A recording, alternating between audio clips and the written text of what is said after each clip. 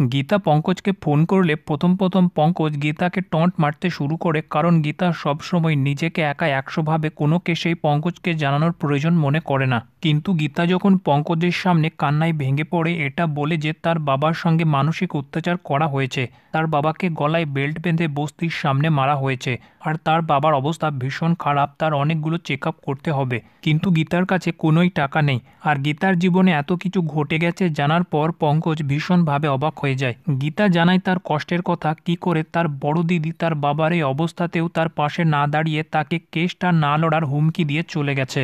গীতা জানতে চায় কারা এমনটা করেছে। তখনই ঢালি এসে পঙ্কজকে ইনফরমেশনটা দিলে পঙ্কজ গীতাকে জানায় এটা ধীমান, কৃপান আর কিরণ কান্তির কাজ।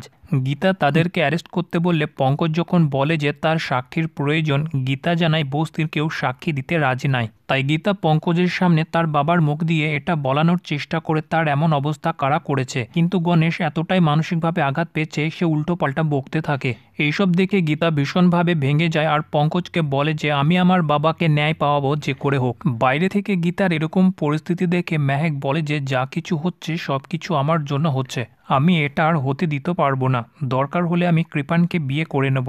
গীতার সাথে যেটা হচ্ছে সেটার পর গীতা কোর্টে গেলে গীতার উপর সবাই হাসাহাসি করতে থাকে। তারপর গীতা দেখে তার বসার চেয়ার টেবিল সরিয়ে দেওয়া হয়েছে। তখনই অগ্নিজিৎ আর ভজন এসে বলে যে এই কোর্টের মধ্যে তোমার নাম আর কেউ উচ্চারণ করবে না। যেখানে একদিকে গীতার টাকার প্রয়োজন আর তার সাথে এমন ব্যবহার হচ্ছে দেখে গীতা কান্নায় ভেঙে পড়ে আর বলে যে আমার রুজি রোজগারের উপর তোমরা কেন হস্তক্ষেপ করছো।